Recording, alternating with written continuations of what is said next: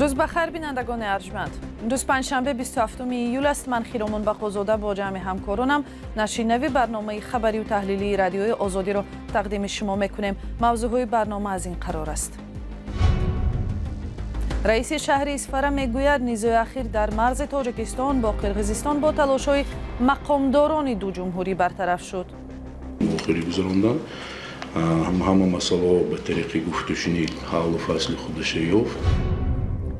بازداشت نوبتی گروه مهاجران تاجیک در منطقه بالاشیخه مسکو، مقامات پلیس حادثه را شرح نمیدهند.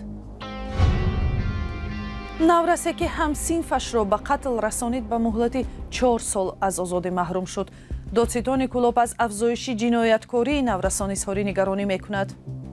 اکثریت همین نابالغانی که همین دست به سرکنی جنایت میزنند از عائله 9 ساله ما. مسئولان مقامات شهر اصفهان در پی مناقشه اخیر ساکنان در مرز گفتند که وضعیت سرحد آرام است و کار کمیسیون مشترک با آمرام ادامه دارد.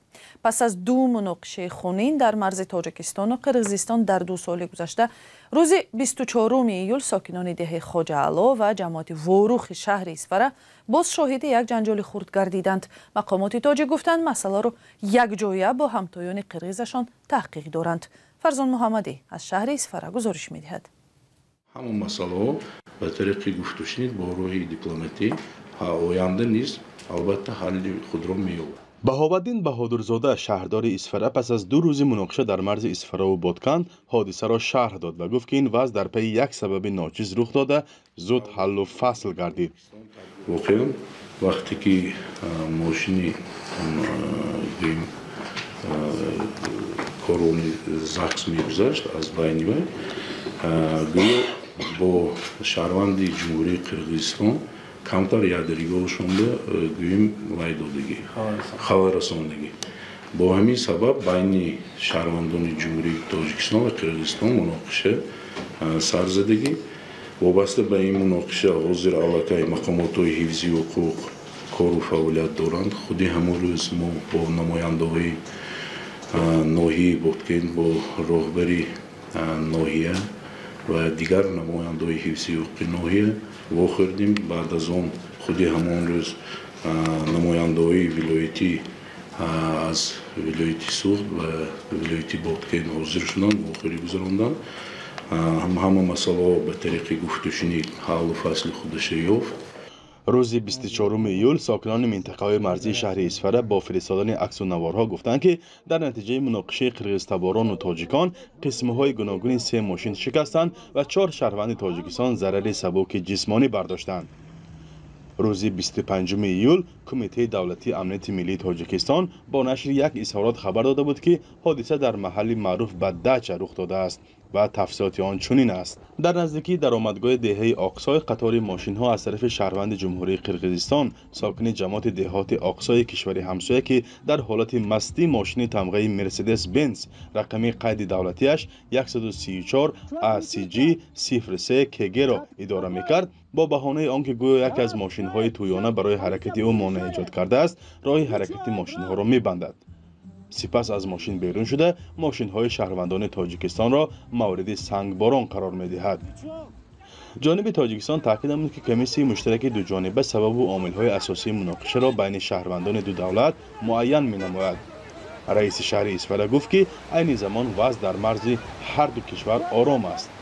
مرز تاجیکستان و قرقیزستان که نزدیک 300 کیلومترش تا حال معین نشده است، سالهاست به مکان نزاع میان ساکنان و نظامیان تبدیل شده است. دو طرف به سر آب و زمین و چراگاه بارها با هم مناقشه کردند و همیشه یکدیگر را در سر زدن حادثه ها گناهکار میکنند. فرزان محمدی، رادیو آزادی، شهر اصفهان. حادثه نوبتی بازداشت گروهی مهاجران از جمله مهاجران تاجیک دیروز در محله بالاشیخه شهری مسکو رخ داد. نوارهایی که به ما از جانب کاربران فرستاده شدند صحنه دست به پشت به جای ناشناس برده شدن دهها مردان را نمایش می‌دهد. این گروه را افراد غیر نظامی نظارت می‌کند. برخورد غیر انسانی و بیرون از دایره قانون با شهروندان خارجی در روسیه نو نیست، ولی در ماه‌های اخیر محض شهروندان تاجیکستان از رفتار مخصوصاً به احترامانه با آنها شکایت می‌کنند. همکارم مومین احمدی جزئیات این حادثه را تحقیق کرد. صحنه بازداشت مهاجران از جانب فردی نقاب‌پوش در روز 26 ایول. مؤلف نوار میگوید این محله بلشیخ مسکو است. نفری که لباس نظامی ندارد و معلوم نیست از کدام ساختاری روسیه است، مهاجرانی به زمین خوابیده را نظارت میکند. مؤلف نوار آنها را شهروندان تاجیکستان گفت. بعداً به این محل کارمندان آمان میرسند. مهاجران با ارسال نوار میگویند روز 26 ایول با شیوه تحقیرآمیز در محله یکم می و بلشیخ مسکو گروهی از مهاجران بازداشت شدند. در نوارها دیده می شود که گروهی از مهاجران را دستها به پشت کارمندان پلیس نگه می دارند. بعداً آنها را به اتوبوس سوار کرده به سمت می برند. در سفارت تاجیکستان بر رادیو آزادی گفتند که روز گذشته در محله بلشیخ تنها 2-3 مهاجر تاجیک بازداشت شده است و پس از تفتیش سندهایشان آنها را رها کردند. در 3 ماه اخیر فشار و اذیت مهاجران کاری تاجیک که حدود 1 میلیون نفر را تشکیل می‌دهند در روسیه افزایش یافته است.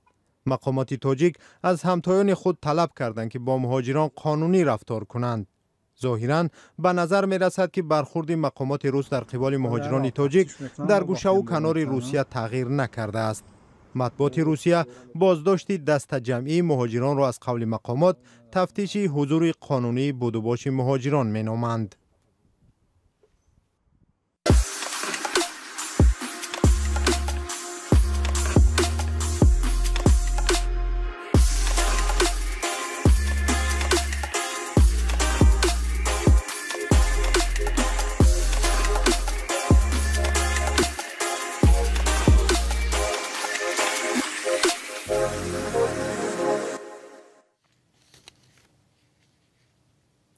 بیننده عزیز و حالا شما را با یک برنامه نوی رادیوی آزادی آشنا میکنیم که به زودی نشرش آغاز می شود. برنامه سلام خواهر نام دارد و همکاران ما در تاجیکستان و پراگ آن را آماده می کنند. زرانگیز نوروزشاه یکی از مؤلفان است و او را قبل از برنامه در استودیو هنگام ثبت پیدا کردیم. سوال اولی ما هم درباره آن بود که سلام خواهر برای کیست و درباره چیست؟ برنامه سلام خواهر مخصوص برای دختران و بانوان تاجیک است، ولی دایره مخاطبانش وسیع می باشد و آن هم برادران و دادران و پدران که می توانند ببینند و از سختی و شادی های خواهران خود آگاه شوند. چرا مخصوص برای زنان؟ چون که روزی نیست که یک زن یا جبردیده یا گرفتاری مشکلی سخت از روسیه و یا تاجیکستان به ما زنگ نزند و بگوید که حالی بد دارد و می خواهد به او از هر راهی نباشد کمک رسانیم. یکی میگوید شوهرش از خانه دستی خالی رانده است و نمیدوند چیکار کند. دیگری میگوید تجارت داشت آمدند و به زور از دستش گرفتند. سومی میگوید که با مردی در روسیه ازدواج کرد و بعدا فهمید که زن داشته است و حالا نمیدوند چیکار کند. ما این مراجعات ها رو میشنویم، بررسی میکنیم و اگر زن راضی بود با او صحبت میکنیم. بعد مشکل او را با متخصص در میان میگذاریم که چگونه از چنگال این مشکل رها یابد. از زرانگیز همچنین درباره محتوای برنامه‌های اولینی سلام خواهر پرسیدیم. بله، اولین برنامه درباره یک مسئله واقعا دردناک است و اون هم تجاوز جنسی دختران نابالغ که در تاجیکستان متاسفانه سالهای اخیر رو به افزایش آورده است. با وجود آن که جزای سختی برای این جنایت سنگین در کشور تعیین شده است، سالانه ده‌ها مورد اذیت و آزار جنسی کودکان در کشور ثبت می شود و مردان کلان هم جزا می گیرند. در برنامه اولین یک جوان دختری را دعوت کردیم که بعد تجاوز شدن در 13 سالگی روزهای سیاهی را پس سر کرده است و مشورت روانی احتیاج دارد. روانشناس را هم دعوت کردیم که راه کمک به این دختر را نشان می‌دهد. برنامه دیگری ما درباره مادر 2 فرزند است که یکی را شوهر سابق برخلاف امر دادگاه گرفته است و به او برنمیگرداند. مادر به تمام زینه‌های دادگاهی رفته است. حکم برگردانیدن پسر را هم دارد، ولی پدر همچنان هر دو پایش را در یک موزه کرده پسر را به مادر نمی‌دهد و یا گاه اصلا نشان دادن نمی‌خواهد. در این برنامه حقوق شناس مشورت می‌دهد که در چنین حالت مادر چیکار باید کند تا حق به حقدار برسد. از این زیاد گفتن نمی‌توانیم و فقط این را میگویم که برنامه سلام خواهر به زودی و یا همین ماه اوگوست نشر می شود و ما را در کانال آزادی ویدیو، وبسایت azadi.org و صفحه های ما در فیسبوک و اینستاگرام منتظر باشید.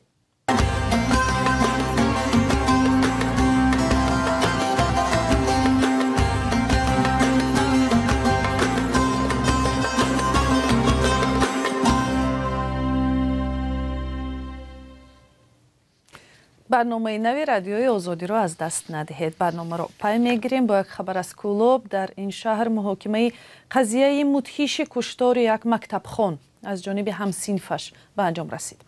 حادثه که ماه مارس رخ داد و بسیاری ها را در شهر کولوب تکان زده کرد، یکی دیگر از نمونه های افزایش حادثه های جنایتکاری در میان نابالغان در این شهر گفته می شود.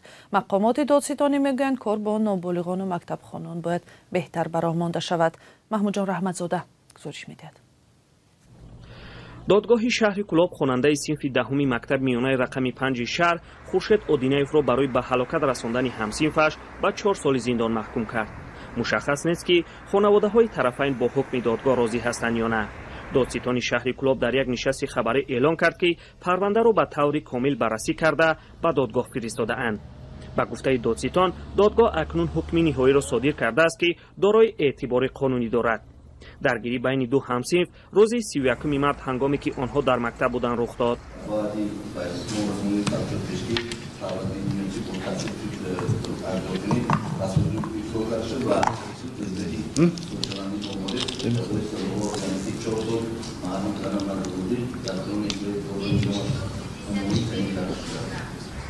این حادثه اولین در مورد از این نوع در میان خوانندگان مکاتب میانه تاجیکستان نیست، اما مقامات دادستانی منطقه کولوب از کاهش جرم‌ها بین نورسان نسبت به سال‌های گذشته خبر دادند.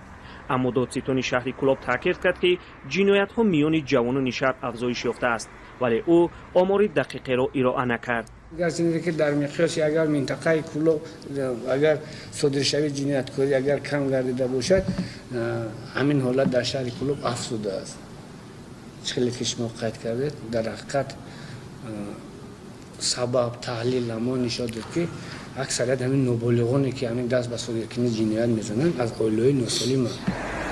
در سالهای اخیر زن و زنی میان نورسان و جوانان باعث به کشته و زخمی شدن تعداد زیادی از دانش آموزان شده است. در چنین زن و زنی ها جوانان گاه از کارد و سلاح‌های دیگر استفاده میکنند. در ماه ینور دادگاه عالی تاجیکستان یک نابالغ را به دلیل دست داشتن در قتل همسالش به 11 سال زندان محکوم کرد. این دانش آموز که در صنف 8 تحصیل میکرد به اوباشی و کشتار گناهکار شناخته شد. دادستان کلی تاجیکستان در بیانیه اعلام کرد که حادثه به دلیل درگیری گروهی بین خوانندگان صنف‌های 8 و 9 یک مکتب ناحیه رودکی و هم یک مؤسسه تعلیمی شهری دوشنبه رخ داده است. زن و زنی خوانندگان در روی پل دریای الاک در ناحیه رودکی صورت گرفته با کاردکشی انجام یافته است. در خبرنامه دادستان کل گفته شده بود که زن و زنی بین نورسان تابستان سال گذشته رخ داده، حکم نورس گمانبر روز 10 ینور اعلان شده است. در این زن و زنی کالدشف خواننده صنف 8 مکتب رقم 15 ناحیه رودکی از ضرب کارد در قفس سینه اش خورده به هلاکت رسیده است. با حکم دادگاه عالی نورس گمانبر به 11 سال زندان با ادا کردن جزا در کلونی‌های تربیوی نظامش عمومی محکوم کرده شد. مقامات در گذشته گفتند برای پیشگیری از این حادثه ها معرکه تفتیش مکتب ها و جستجوی دریافت کارت از خوانندگان را به راه مانده در مکتب ها محافظ گذاشته اند. محمود جان رحمتزاده، آزادی، کولوب. و یک خبر، مقامات در مینسک خانه دو اتاقه رهبری مخالفان بلاروس سویتلانا تیخانوفسکا و همسر زندانی او را که میخواست در انتخابات اخیر نامزد پرزیدنتی شود فروختند. منزل با مساحت 66 متر مربع در شهر مینسک روز 26 ایول به کدام یک برنده ناشناس مزایده با ارزش $80,740 فروخته شده است. در همین جا نشر امروزه برنامه اخبار آزادی به آخر میرسد. تشکر که تا این لحظه ما را همراهی کردید، ولی برای دریافت خبر و گزارش‌های بیشتر درباره حادثه‌های تاجیکستان و جهان میتوانید به سامانه رادیوی آزادی و صحیفه‌های رادیوی آزادی در توییتر و تلگرام، فیسبوک و اینستاگرام و یوتیوب و تیک تاک مراجعه کنید. خدا نگهبان شما.